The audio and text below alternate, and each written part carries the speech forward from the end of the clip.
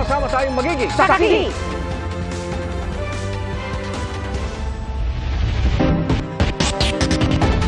Bago sa saksi, ipinakita ng Armed Forces of the Philippines kung gaano katindi ang pinsalang tinamo ng rigid hull inflatable boat o RIB ng Philippine Navy sa RORE mission sa Ayungin Shoal. Sa mga larawang inilabas ng AFP ngayong gabi, kita ang windshield, communications at navigational equipment na sadya raw sinira ng China Coast Guard na persahang pagtow at looting sa RIB. Pinagbabasag daw ng CCG ang communication at navigational equipment, pati mga cellphone. Ipinakita rin ng AFP ang binutas na inflatable boat.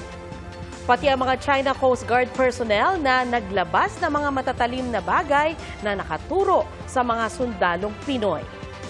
Ang isang tauhan ng CCG, kita pang may hawak na palakol. Pahirapan ang pag-rescue sa mga taga-Navy mula sa inabort na mission sa Ayungin Shoal. Ang mga magre-rescue pinaligiran pa ng mga Chinese vessel. Saksi sina Joseph Morong at Chino Gaston. Napapaligiran ng mga sasakyang pandagat ng China Coast Guard ang mga taga-Philippine Navy. Bukod sa pagbangga, ilang beses dinikitan ang sinasakyan nila. Kasama sila sa naunjaming rotation and resupply mission sa BRP Sierra Madre sa Ayungin Shoal noong June 17. Nang ma-abort ang RORE mission para pasukin ang Ayungin Shoal, isa sa sumaklolo ang BRP Bagakay ng Philippine Coast Guard. 6:41 ng umaga nang malaman na aborted ang misyon dahil sa bigong pagpasok sa Ayungin. Agad pinuntahan ng Bagakay ang Patrol Coastal Craft o PCC na nasiraan ng makina. Pero habang nire-recover ang sirang bangka, pinalibutan ang Bagakay ng China Coast Guard, Chinese fishing militia vessels at maging ng helicopter, batay sa videong ibinigay ng aming source. Dakong alas 8 ng umaga nang magtapat sa Bullig Reef ang BRP Cabra ng Pilipinas at 3 Hubei-class missile boats ng Chinese Navy. Ayon sa PCG, nagsagawa rin daw ito ng dangerous maneuvers laban sa kanilang barko. Sa mga oras na ito, nakatanggap naman ng radio challenge ang BRP Bagakay na sira ang 2 rigid-hulled inflatable boat na nagtangkang makapasok sa Ayungin Shoal. Butas-butas ito na tila pinagsasaksak ng datna ng PCG at hindi pa malinaw kung paano sila nakabalik sa Raja Sulaiman Reef. Wasak din ang mga bintana, ang navigation equipment, pati makina ng mga ito. Mag-alas 10 ng umaga naman nang magradyo ang China Coast Guard sa BRP Cabra para ipaalam na may mga nasugatang Pilipino na dinala sa BRP Sierra Madre. Ayon sa radio message ng China Coast Guard, papayagan daw ang PCG na kunin ang mga sugatang sundalo pero hanggang 8 lang ang sakay ng rubber boat na susundo at walang construction material na dadalhin. Nang magbaba ng rubber boat ang BRP Cabra para magpunta sa BRP Sierra Madre, binuntutan sila ng mga speedboat ng China Coast Guard at Hubei-class missile boat. Alas 9 ng gabi, nakabalik ang rubber boat ng PCG, kargang sugatang sundalo na nilapatan ng lunas sa loob ng BRP Cabra. Ayon sa hepe ng AFP Western Command na si Rear Admiral Alfonso Torres, ibang taktika kumpara sa mga naunang resupply mission ang ginamit nila noong June 17. Kung nakagawian ng sibilyan na resupply vessel ang ginagamit na may escort na Philippine Coast Guard, ngayon mga bangka ng Philippine Navy ang sinubukan nilang ipasok sa Ayungin Shoal. It's my idea. It's actually operational matters and as far as the schedule and the conduct of the operation, I am taking responsibility of that. Kanina, ginawaran ng Wounded Personnel Medal si Seaman First Class Underwater Operator Jeffrey Facundo na naputulan ng hinlalaki ng kuyugi ng China Coast Guard ang sinasakyan niyang rigid hull inflatable boat o RIB. Sabi nga namin, yan ang pinakamahirap kunin eh. Palakpan po natin. Pumatong yung forward portion ng Chinese Coast Guard RIB doon sa RIB ng tropa natin. And unfortunately, nakahawak yung tropa doon. So, nadaanan yung daliri niya. So, because of the weight and dahil sa bilis nung RIB ng Chinese Coast Guard, tinamaan yung daliri niya. Buti nga, hindi pong kamay eh. Sa kabila nito, hindi raw magdadalawang isip ang sundalo na magpa-deploy ulit sa Ayungin Shoal. Saan sir? Basta order tayo. Sa mga litrato na inilabas ng Global Times galing sa China Coast Guard, makikita ang pagsampa ng mga Chinese sa RIB ng Pilipinas na napalibutan na nila. Nasa loob ito ng exclusive economic zone ng Pilipinas pero ang iginigiit ng China, kailangan daw nila mag-inspeksyon dahil nasa teritoryo raw nila ito. Sa kwento ng AFP, may bit-bit ang mga Chino ng mga kutsilyo at bolo at iwinasiwas ito sa mga sundalo ng Pilipinas na nakikipagtulakan sa kanila. The Chinese even threatened our personnel by pointing their knives at our personnel. Despite this, lumaban po yung ating mga sundalo. Lumaban po with their bare hands. With their bare hands. Makikita nyo po, tinutulak nila yung rib ng kalaban ng Chinese Coast Guard palabas. Kinumpirma ng Armed Forces of the Philippines at AFP Western Command na ninakaw ng China ang 7 matataas na kalibreng baril na dala ng mga Pilipinong sundalo papunta sana sa BRP Sierra Madre. Hindi pa rin daw ito isinusoli ng China. Gusto ko pong tanggalin yung impression na yung mga sundalo po natin ay hinayaan nila yung mga Chinese Coast Guard na kunin lamang yung ating mga kagamitan, sirain yung ating mga boats. Hindi po natin hinayaan sila. Lumaban po tayo. Although they were numerically disadvantaged, inferior in terms of number of personnel and number of floating assets, they resisted. Ang Chinese Foreign Ministry muling iginiit na professional at restrained ang kanilang Coast Guard. Wala rin daw silang direkta mga hakbang na ginawa laban sa mga sundalo. Ang DFA naman tinawag na iligal at agresibo ang mga ginawa ng China sa misyon sa Ayungin. May mga hakbang nila ang DFA para sa dialogo at konsultasyon pero kailangan magtugma ang mga ginagawa ng China sa kanilang mga binibitawang salita. Binatikos din ng US Pentagon ang ginawa ng China. This kind of behavior is provocative, it's reckless, it's unnecessary, and as you highlight, it could lead to something bigger and more violent. And so we're going to continue to stand with our Philippine allies. Pero kahit may sundalong naputulan ng hinlalaki, wala pa rin daw basehan para ma-invoke at pairalin ang Mutual Defense Treaty ng Amerika at Pilipinas ayon sa isang analyst. Wala pa doon yung mga elemento na hinahanap natin para ma-trigger yung Mutual Defense Treaty. Ito kasi accidental yung nangyari doon sa pagkakaputol doon sa daliri ng ating sundalo ay hindi pa mako-consider na act of war. Para sa GMA Integrated News, Joseph Morong, Shino Gaston, kami ang inyong saksi. Tinanggap na ni Pangulong Bongbong Marcos ang pagbibitiw ni Vice President Sara Duterte bilang Education Secretary at Vice Chairperson ng NTF-ELCAC. Ang pagbibitiw umani ng sari-saring reaksyon. Yan ang aking sinaksihan. Ang aking pagbibitiw ay hindi lulan ng kahinaan, kundi dala ng tunay na malasakit para sa ating mga guro at kabataang Pilipino. Ito ang mensahe ni Vice President Sara Duterte matapos kumpirmahing nagbitiw na siya bilang Education Secretary. Ayon sa Vice, nagbigay siya ng 30-day notice para masiguro ang maayos na transition. Base sa kanyang resignation letter, irrevocable ang kanyang pagbibitiw bilang kalihim ng DepEd at co-Vice Chairperson ng NTF-ELCAC. Bagamat hindi ako magpapatuloy na mamamahala sa kagawaran, patuloy pa rin nating itataguyod ang kalidad ng edukasyon na nararapat para sa Pilipino. Mananatili akong isang ina na nagmamatyag at titindig para sa kapakanan ng bawat guro at bawat mag-aaral sa Pilipinas. Sa kanyang talumpati, hindi nabanggit ni VP Sara kung bakit siya nagbitiw. Hindi na rin nagbigay ng dagdag na pahayag kaugnay nito ang kanyang kampo. Ayon sa Presidential Communications Office, tinanggap na ni Pangulong Bongbong Marcos ang resignation ni VP Sara. Si ACT Teachers Party List Representative Franz Castro ikinatuwa ang pagbibitiw ng bise. Sana lang daw ay maaga niya itong ginawa para nakapaglagay ng DepEd Secretary na galing talaga sa sektor ng edukasyon at alam ang kanyang ginagawa. Sabi ni Teachers Dignity Coalition Chairperson Benjo Basas, sana hindi politiko ang susunod na kalihim. Nangihinayang naman daw si Willie Rodriguez, ang National President ng PTA Philippines. Marami na raw kasi silang nakasala na gagawin at proposals. Ilang Vice Presidente na rin ang nagbitiw noon sa gabinete, gaya ni na dating Vice President Salvador Laurel, Joseph Estrada, Gloria Macapagal Arroyo, Teofisto Gingono Jr., Jejo Marbinay at Leni Robredo. Ang pagbibitiw sa gabinete ni VP Sara, panibagong yugto ng usapan kung buo pa ba ang unit team. Kamakailan lang ay sinagot ito ni VP Sara. Ang unit team was the tandem during the 2022 elections and then tandem of Bongbong Sara during the 2022 elections. And then humanang elections, nidaog namin.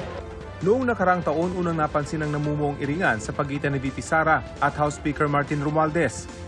Pagkatapos ma-demote ang kanyang malapit na kaalyado na si Pampanga Representative Gloria Macapagal Arroyo, nagbitiw si VP Sara bilang miyembro ng Partidong Lakas CMD noong May 2023. Pagkatapos niyan, umugong ang issue tungkol sa tinawag ni VP Sara na tambaluslos, katagang Bisaya para batikusin ang karakter ng isang tao. Tambaluslos ka. No comment. No comment sa tambaluslos. Hindi pinangalanan ni VP Sara kung sino ito. Pero nang hindi niya banggitin sa isang talumpati ang middle name ni Pangulong Marcos na Romualdez, naging usap-usapan kung ang House Speaker ang kanyang tinutukoy.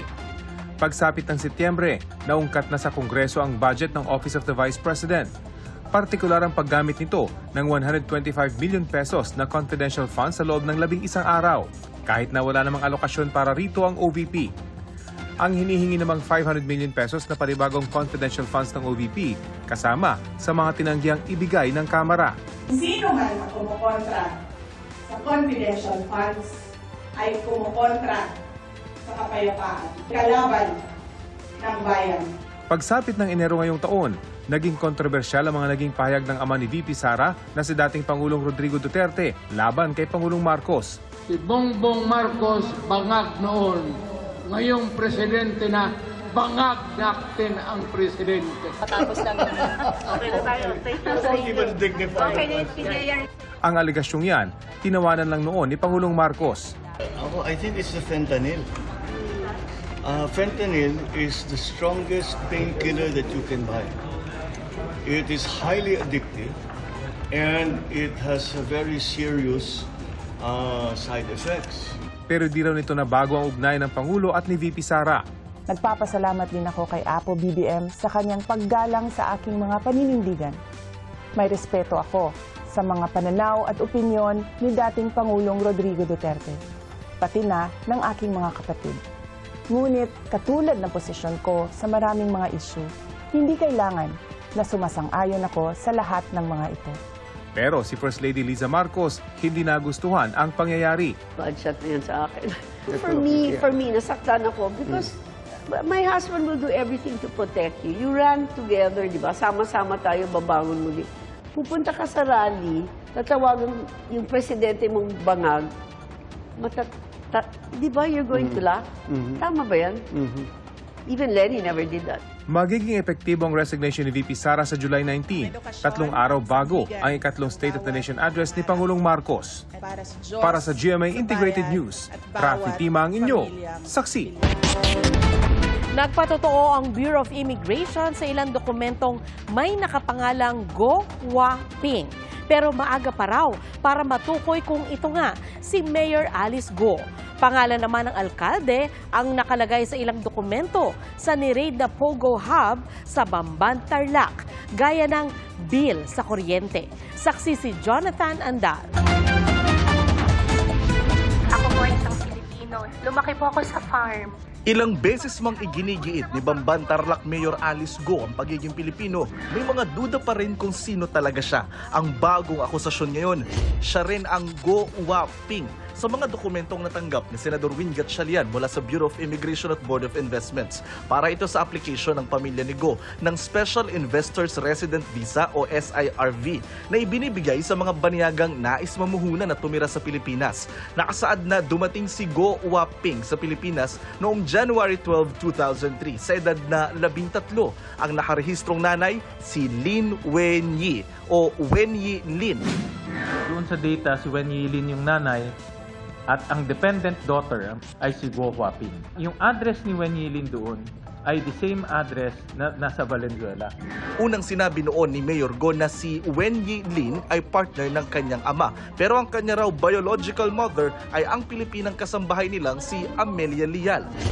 Sabi ng Bureau of Immigration, totoo ang mga dokumentong inilabas ng senador. 2011 daw ang huling record nila kay Go Waping. Nakansela na raw noon ang kanyang SIRV. Pinag-aaralan daw ng BI ang ilang travel records at documents patungkol kay Mayor Go. Pero maaga pa raw para sabihin si Go Waping at Mayor Go ay iisa. Ang tinitingnan po natin, hindi lang kasi yung pangalan, pati po yung other details like the photo and all the other documents that are in the records of PI, as well as yung nakuha natin from the Board of Investments. Sa tanggapan naman ng Zun Yuan Technology, operator ng Pogo sa Bamban na sinalakay noong Abril, may ilang dokumentong sinusuri ng PAOK o Presidential Anti-Organized Crime Commission. Gaya ng mga bill sa kuryente mula July hanggang November 2023 na nakapangalan kay Mayor Go at statement of account nitong Pebrero na nakapangalan din kay Mayora. Sinubukan namin kumpirmahin sa Tarelco 2 ang mga electric bill pero wala pa silang sagot. Pati proposal ng pasweldo para sa housekeeping staff mula sa isang manpower agency na may petsang June 20, 2022 naka-address din kay Go at sa Baofu Land and Development Inc. Nakipag-ugnayan kami sa Arisan Trading and Manpower Services para rito pero hindi pa sila tumutugon. Unang sinabi ni Mayor Go na bago siya tumakbong mayor noong eleksyon 2022, nag-divest o nagbenta na raw siya ng kanyang shares sa Baofu Land, kumpanyang may-ari ng lupa kung nasaan ang sinalakay na Bamban Pogo. Taliwas ito dun sa sinabi niya na nag-divest na siya even before pa siya ang manalo na mayor ng Bamban Tarlac. Kasi once na ikaw ang nagbabayad, siyempre, involved ka sa finances, sa management ng pera ng kumpanya. Malaking ebidensya ito sa isasampa naming kaso.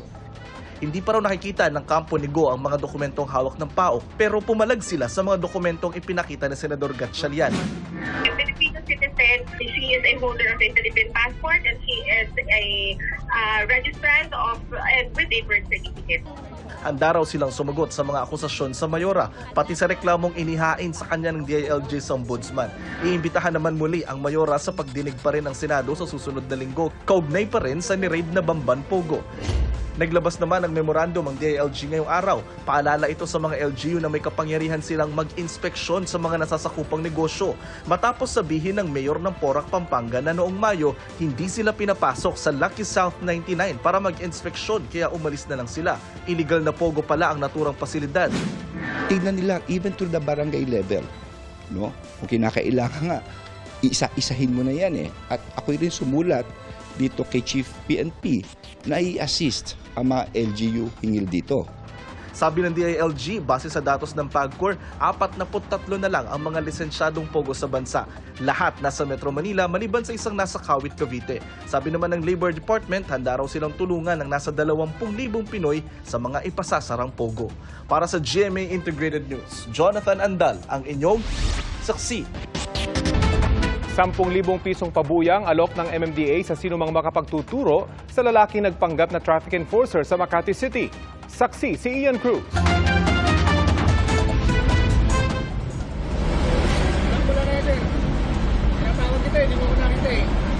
Kuya, patingin din ang ID nyo. Patingin na lang din ang ID nyo, boss. Patingin na lang din ang ID nyo, boss. Kuha ito sa Osmeña Highway sa Makati nang harangin ng isang motorista ng isang lalaking nakamotor. Umandar daw kasi ang motorista kahit nakapula na ang traffic light. Imbes sa pagmultahin ng 2,000 piso, pwede naman daw itong pag-usapan. Pero ang motorista, duda sa nanita sa kanya. Bukod sa wala naman daw siyang traffic violation, napansin din daw niyang walang plaka ang motor ng lalaki at hindi naka-uniforme. ID. Kasi marinig ID po yan. ID boss, ID. ID. Bawal po sa amin yan. Bawal. At sa pagpupumilit daw niyang makita ang ID ng nakamotor, hinayaan na lang daw siya. Ayon sa post ng biktima, dito umano nangyari sa kanto ng Osmeña Highway at Arnaiz Avenue ang muntik ng pambibiktima sa kanya. Ayon naman sa MMDA, wala silang nakatalagang enforcer sa lugar na ito. Inakautan natin lahat ng tao natin at inimbestigahan natin at nakakasigurado tayo na hindi yan talagang miyembro ng MMDA. Maging ang mga taga-barangay Pio del Pilar, Makati, sinabing walang MMDA enforcer na nakatalaga sa panulukang iyon. Mga uniformadong tauhan ng Public Safety Department lang daw ang nagmamando roon. Pero maging sila, walang ideya kung sino ang nasa video. Hindi po, hindi ko pa nakakilala eh.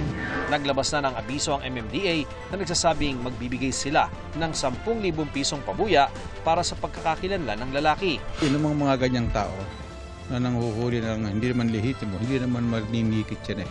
Nag-aantay lang, mag-i-insinuate yan na maglagay ka na lang. So pagkakaroon, magduda ka na. Umaasa rin ng MMDA na makikipag-ugnayan sa kanila ang mga nabiktima ng lalaki para masampahan ng reklamo. Para sa GMA Integrated News, ako si Ian Cruz, ang inyong saksi.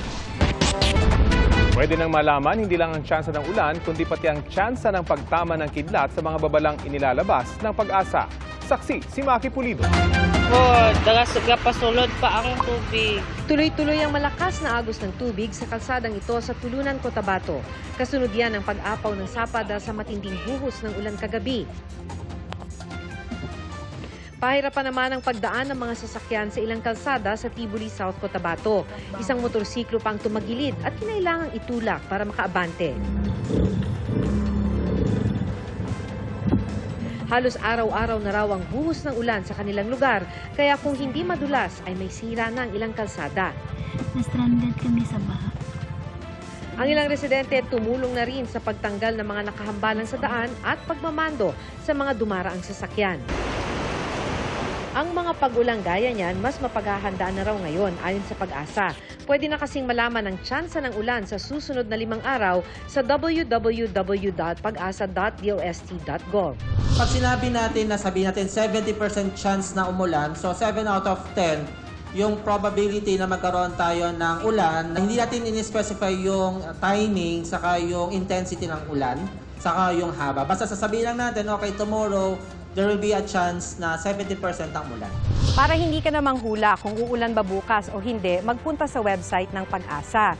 So dito, pipiliin mo yung weather sa drop-down, pipiliin ang general weather, at doon lalabas ang weather outlook for selected Philippine cities. Pagkapili mo ng syudad, i-click mo yon at lalabas na ang tsansa ng ulan sa susunod na 5 araw sa lugar na yon. 15 syudad pa lang sa bansa ang mapagpipilian, isusunod pa lang ang ibang lugar. Inaayos na rin ng Pag-asa na mas maging mobile-friendly ito. Makikita na rin sa website ang regional weather forecast. Mula sa lakas ng hangin hanggang coastal condition o lagay ng karagatan. May datos din kung may iba pang pangyayari sa isang rehiyon gaya ng pagsabog ng bulkan. Kaya na rin malaman kung saan may banta ng kidlat. Mag-log on naman sa panahon.gov.ph at i-click ang lightning data. Makikita real-time kung saan tumatama ang kidlat. Para po maiwasan nga natin yung magiging potensyal na impact ng mga kidlat na naranasan natin, especially ngayon po na napapadalas yung ating mga thunderstorm. Ang mga datos ng Pag-asa, hindi lang daw ordinaryong mamamayan ang matutulungan, kundi pati mga LGU at ahensya ng gobyerno. This will help them kasi mas kabisado nila yung kanilang lugar na kapag ganito na karaming ulan, ay pwede na sila magpa-evacuate. Para sa GMA Integrated News, ako si Maki Pulido, ang inyong saksi. 2 sangkot umano sa pagdukot sa isang Chinese national ang naaresto ng pulisya. Pinaghanap ang 5 pang suspect. Saksi si Marisol Abdurrahman, exclusive.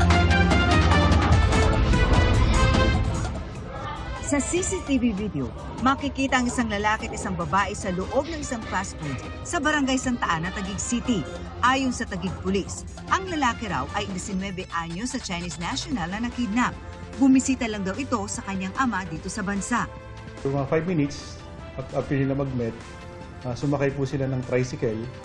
Papunta na ron sa Sitio Pulong Candy, Barangay Santa Ana, Taguig City. Ang sumbong daw ng biktima sa mga pulis, dito siya dinala ng babae na kanyang kamit-up. Pero nagulat siya nang pagpasok niya sa kwartong to, meron na raw mga lalaking nakaabang. Dito na siya pinusasan at piniringan. Kinuha yung kanyang telepono.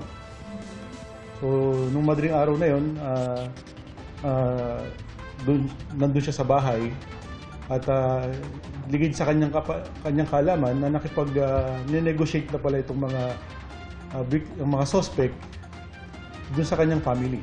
Ipinadala pa raw ng mga suspects ang litratong ito sa mga magulang ng biktima kung saan makikita siyang nakagapos at nakatakip ang halos buong mukha. 5 million pesos daw ang hininging ransom ng mga suspect. And nakipag-negotiate yung magulang doon sa mga suspect na nahuli natin na napababa ito ng almost 1.1 million. Nang maibigay ng kanyang mga magulang ang pera sa isang courier, ibininyahe ang biktima na nakagapos at may piring sa mata bago pinakawalan sa isang lugar sa Rizal.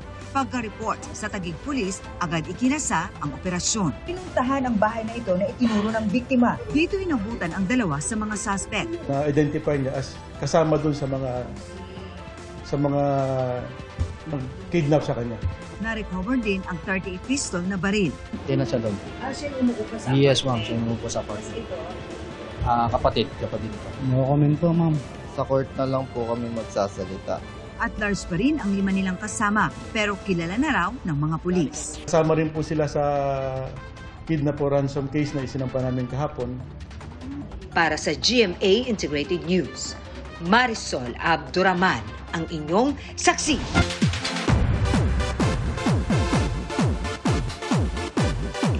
Halos hindi pa rin makapaniwala ang SB19 member na si Stel sa kanyang solid experience. Nakapag-perform kasi siya sa concert ni David Foster.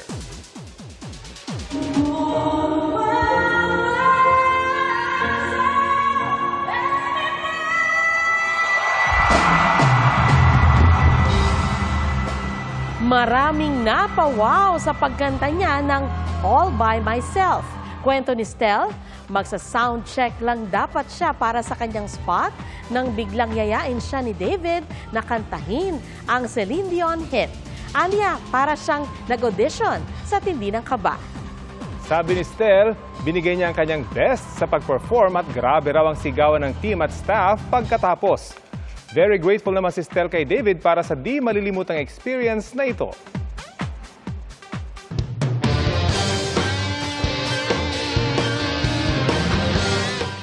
Nang ibabaw ang koponan ng Arellano University sa pasiklaban ng 10 cheering squads sa NCAA Season 99 cheerleading competition sa San Juan kanina. Nasungkit ng Arellano Chief Squad ang kanilang 5P Championship title sa kanilang mga buwis buhay na routine. Naiuwi naman ng Altas Pep Squad ang 2nd place, habang ang Letran Cheering Squad naman ang itinanghal na 3rd place. Ipinasa na rin ang NCAA flag sa Lyceum of the Philippines University na magiging host school sa NCAA Season 100. Mapapanood ang NCAA Season 99 Cheerleading Competition sa Linggo, June 23, 10:30 ng umaga sa GTV.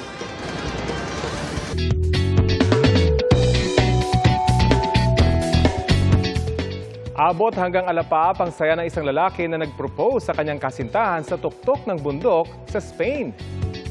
Pero di lang ang proposal ang nagpakilig sa netizens, kundi pati ang effort ng soon-to-be groom para sorpresahin ang kanyang bride-to-be.